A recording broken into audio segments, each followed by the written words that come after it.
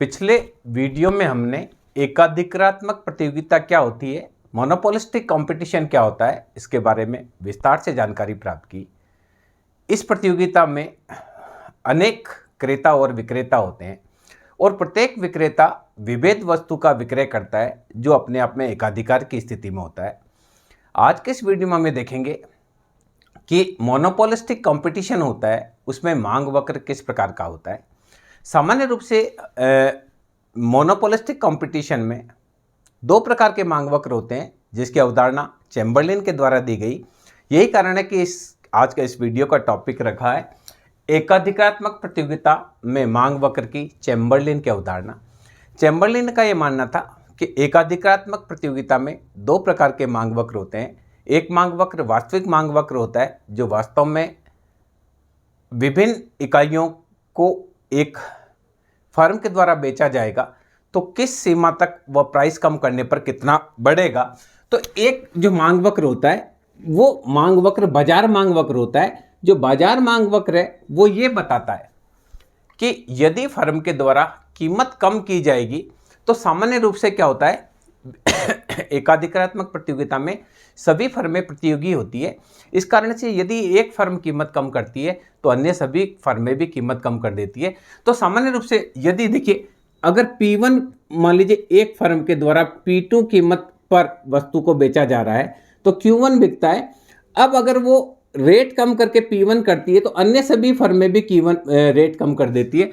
इस कारण से जिस अनुपात में फर्म के द्वारा कीमत कम की जाती है उतनी मात्रा में उस वस्तु की विक्रय नहीं होती है। तो इस प्रतियोगिता में दो प्रकार के मांग वक्र होते हैं। एक मांग वक्र वह मांग वक्र होता है जो वास्तव में अर्थव्यवस्था में वास्तव में विद्यमान होता है, और ये इसको बोलते हैं वास्तविक मांग वक्र। वास्तविक मांग वक्र क्या है? जो वास्तव में किसी फर्म के विभिन्न कीमतों पर जो वस्तु की मात्रा बेची जाएगी, अगर फर्म कीमत P0 करती है तो इसकी मात्रा Q3 बिकेगी, ये वास्तव में है। और दूसरा मांग वक्र होता है जो होता है प्रत्याशित मांग वक्र। प्रत्याशित मांग वक्र वह मांग वक्र होता है जिसे फर्म चाहती है।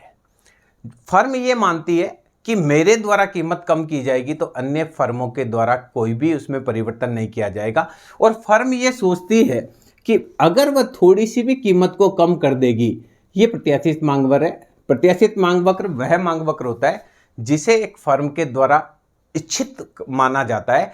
फर्म ये मानती है कि विभिन्न कीमतों पर वह इतनी प्रोडक्ट बेच सकेगी। फर्म ये मानती है कि कीमत P3 लेंगे तो इतनी बिकेगी, अगर वो कीमत घटाकर P2 कर देती है तो उसका प्रोडक्ट इतना बिकेगा। ये फर्म का प्रत्याशित मांग वक्र होता है।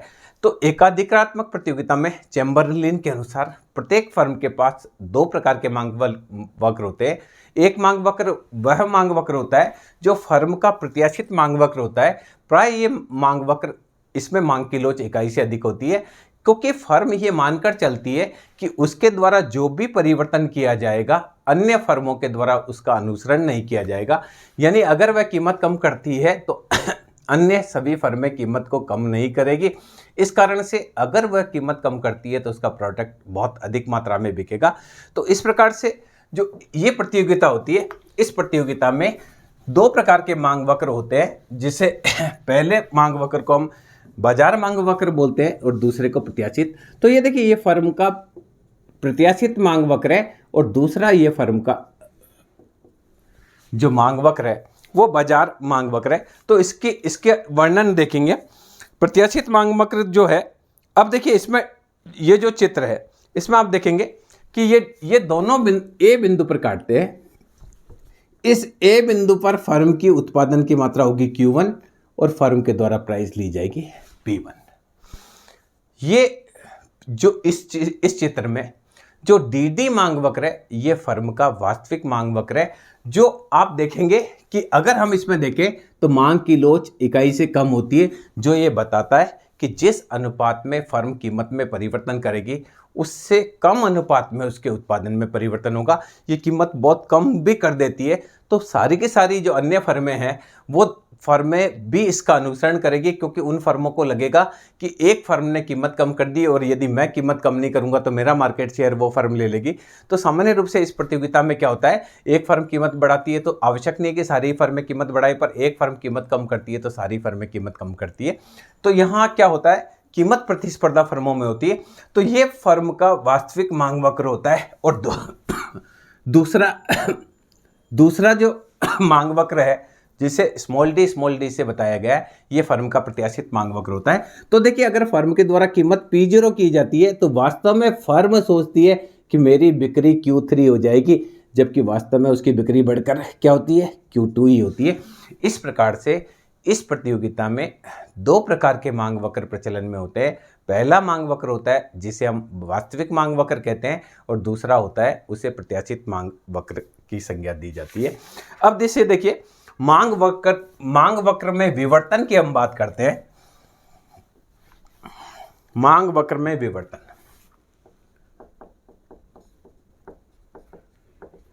देखिए, यदि बाजार में, चूंकि मोनोपोलिस्टिक कंपटीशन में कोई भी फर्म को आने की और किसी भी फर्म को छोड़कर जाने की स्वतंत्रता होती है, इस कारण से इस प्रतियोगिता में मांग वक्र विवर्तित होता है। पहली स्थिति हम देखते हैं जब बाजार में नई फर्मों का प्रवेश हो। जब बाजार में नई फर्में प्रवेश करती है तो देखिए क्या होता है, अगर बाजार में स्टार्टिंग में ये फर्म का प्रत्याशित मांग वक्र है, जैसा भी मैंने डिस्कस किया, और ये बाजार मांग वक्र है फर्म का, और संतुलन ए बिंदु पर संतुलन होता है। तो स्टार्टिंग में फर्म का जो बाजार मांग वक्र है वो डी से बताया गया है और प्रत्याशित मांग वक्र है। अब यदि बाजार में कोई नई फर्में प्रवेश करती है तो नई फर्में प्रवेश करेगी तो उनके उत्पादन की वजह से उनका उत्पादन बिकेगा, तो जो पुरानी फर्म है उसका उत्पादन थोड़ी की मात्रा में घटेगा, बिकना कम होगा। तो ये जो बाजार मांग वक्र है वो अगर नई फर्में प्रवेश करती है तो बाजार मांग वक्र इधर हो जाता है और संतुलन बिंदु ए से ए डैश पर आ जाता है। तो जब भी बाजार में नई फर्में प्रवेश करती है तो पुरानी फर्म का प्रत्याशित मांग वक्र वही रहता है, पर वास्तविक मांग वक्र जो होता है वो क्या होता है, बाईं ओर शिफ्ट हो जाता है। इसी प्रकार से देखिए, यदि बाजार में जब बाजार में कुछ फर्में छोड़कर चली जाती है, क्योंकि ये ऐसी, देखिए, जब बाजार से कुछ फर्में छोड़कर चली जाती है तब क्या होगा। देखिए ये प्रतियोगिता इस प्रकार की है जिसमें कोई भी फर्म आ सकती है और कोई भी फर्म जा सकती है। जब अल्पकाल में यदि हानि की स्थिति होती है तो कुछ फर्में तो हानि को सहन करती है और कुछ फर्में हानि की वजह से बाजार छोड़कर चली जाती है। तो जब बाजार छोड़कर फर्में चली जाती है तब स्थिति क्या होगी, किस प्रकार से संतुलन होगा। तो क्या होगा, जब कुछ फर्में बाजार छोड़कर चली जाएगी तो जो पुरानी फर्में हैं उनके प्रोडक्ट की डिमांड बढ़ेगी। तो यहाँ देखिए, पुरानी स्थिति में ये डिमांड कर्व है प्रत्याशित और ये वास्तविक डिमांड कर्व है, और फर्म के द्वारा Q1 प्रोडक्शन किया जा रहा है, P1 प्राइस ली जा रही है। अब यदि कोई फर्में मार्केट से छोड़कर चली जाती है हानि को देखकर, तो जो बाजार मांग वक्र है वो दाईं तरफ शिफ्ट होकर डी डैश हो जाएगा और नया संतुलन ए से ए डैश पर हो जाएगा, और जो पुरानी फर्में हैं उसका उत्पादन Q1 से Q2 हो जाएगा, और जब उत्पादन बढ़ेगा तो थोड़ी सी रेट इसमें कम हो जाएगी पहले की तुलना में। इस प्रकार से यदि बाजार में कुछ फर्में छोड़कर चली जाती है तो ऐसी स्थिति में क्या होगा, ऐसी स्थिति में पुरानी फर्मों का उत्पादन OQ1 से बढ़कर OQ2 हो जाएगा और संतुलन A से A1 पर हो जाएगा, यानी जो DD कर्व है वो इधर होकर D डैश हो जाएगा और पुरानी फर्मों का उत्पादन बढ़ेगा। तीसरी चीज देखिए, जब फर्में कीमत कम करती है तो क्या होगा। अगर मान लीजिए पुरानी फर्में कीमत कम करती है तो मांग वक्र में किस प्रकार से विवर्तन होगा। थर्ड देखिए, जब फर्मों के द्वारा कीमत कम की जाती है, प्रतिस्पर्धा होती है, कीमत कम की जाती है, तो यहां देखिए फर्म का संतुलन कहां होगा। ये फर्म का प्रत्याशित डिमांड कर्व है DD और ये फर्म का वास्तविक डिमांड कर्व है, ये डी डी। अब पहला संतुलन फर्म का होता है ए बिंदु पर। अब यानी जो फर्म है अपना प्रोडक्ट बेचने की दृष्टि से फर्म चाहती है कि वह उसको ज़्यादा प्रोडक्ट को बेचे, तो वह अपनी कीमत कम करती है, और जब फर्म कीमत कम करती है तो जो उसका प्रत्याशित डिमांड कर्व है वो डी डैश नीचे की तरफ शिफ्ट हो जाता है और नया संतुलन ए से A1 पर आ जाता है। क्योंकि एक फर्म कीमत कम करती है तो सारी फर्में भी कीमत कम करती है, तो जितनी कीमत इस फर्म के द्वारा की जाती है उसका जो लाभ मिलना चाहिए वह उसको लाभ मिलता नहीं है, थोड़ा सा ही उसका बिक्री बढ़ता है, क्योंकि अन्य सभी फर्में भी उसका अनुसरण करती है। अब यदि किसी फर्म के द्वारा कीमत बढ़ाई जाती है, चौथी चीज की हम अध्ययन करते हैं, यदि किसी फर्म के द्वारा कीमत बढ़ाई जाती है, फोर्थ, जब फर्मों के द्वारा कीमत बढ़ाई जाती है, सामान्य रूप से ऐसा होता नहीं है, सैद्धांतिक बात है। देखिए सामान्य रूप से क्या होता है कि एक फर्म कीमत कम करती है तो सभी फर्में कीमत कम करती है, क्योंकि उनको लगता है कि अगर वह ऐसा नहीं करेगी तो उनका मार्केट शेयर गिर जाएगा। पर अगर कोई फर्म कीमत बढ़ाती है तो सामान्य रूप से बाकी फर्में उसका अनुसरण नहीं करती है, पर कई बार हो सकता है कि वस्तु की लागत में ही वृद्धि हो गई हो और लागत में वृद्धि होने की वजह से सभी फर्मों को कीमत बढ़ाना एक मजबूरी हो। तो ऐसी स्थिति में जो संतुलन बिंदु होगा उसकी हम चर्चा करेंगे। तो देखिए ये फर्म का प्रत्याशित डिमांड कर्व है और ये फर्म का वास्तविक डिमांड कर्व है, और पहला संतुलन ए होता है जब सभी फर्में कीमत बढ़ाने की स्थिति में होती है, तो जो प्रत्याशित मांग वक्र है वो डी डी वो ऊपर की तरफ शिफ्ट हो जाता है और नया संतुलन ए की जगह ए डैश बिंदु पर हो जाता है। इस प्रकार से चैम्बरलेन के द्वारा एकाधिकारात्मक प्रतियोगिता, जो मोनोपोलिस्टिक कंपटीशन है, उसमें मांग वक्र की अवधारणा दी गई।